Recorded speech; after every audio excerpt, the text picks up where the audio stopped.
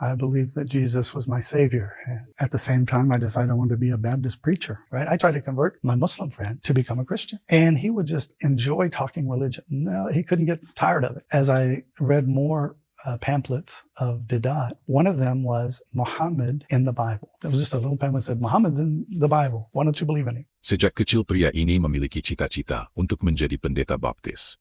Namun seiring waktu, kebingungannya mulai muncul ketika dia menemukan banyak kesamaan antara ajaran Kristen dan Islam. Rasa ingin tahunya membawanya untuk mempelajari Alkitab secara mendalam.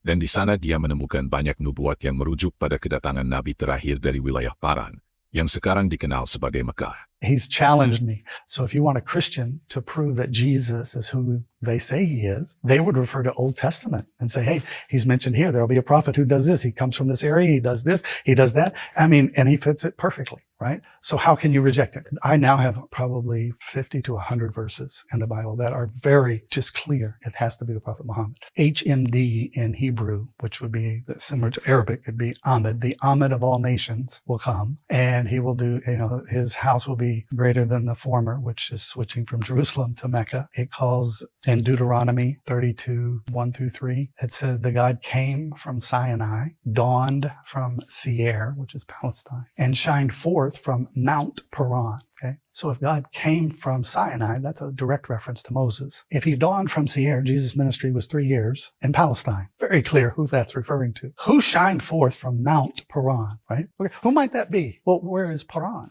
Okay. You have to, and people argue about this all the time, but it's abundantly clear in the Bible. It says that when Abraham took Hagar and her son Ishmael out and left them in the wilderness of Paran, and he grew to be an archer, and then, so where is Paran? Mecca. Where did the prophet come from? Paran. It's because the revelations that have been revealed were so clear, so concise, so perfect that you'd have to be ignorant of them to reject him. I ended up being convinced that the Bible ordered me to follow the prophet Muhammad. Ketika dia ditanya tentang pendapatnya mengenai Nabi Muhammad, pria ini dengan tulus menyatakan bahwa baginya, Nabi Muhammad adalah seorang superhero.